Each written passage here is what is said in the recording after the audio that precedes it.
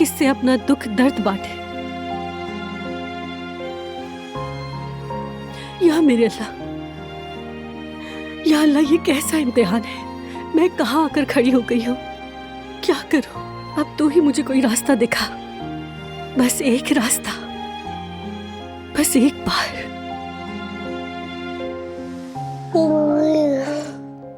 हाँ मेरी जान, मेरी शहजादी।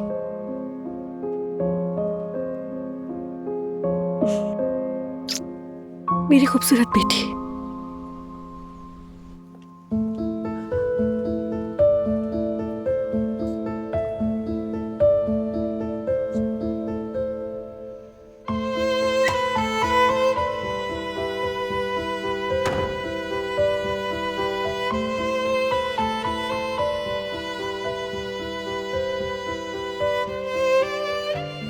शुक्र है यार, गुल की मीटिंग ज्यादा लंबी नहीं चली।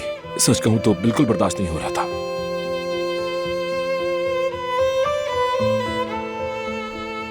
भाई भी अब समर हाउस पहुंचने ही वाले होंगे।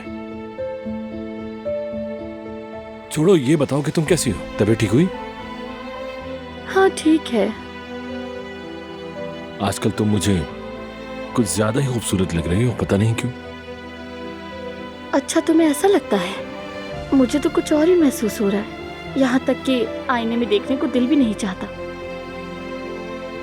मुझे तो कोई ऐसा लम्हा याद नहीं है गुल कि जब तुम मुझे खूबसूरत ना लगी हो।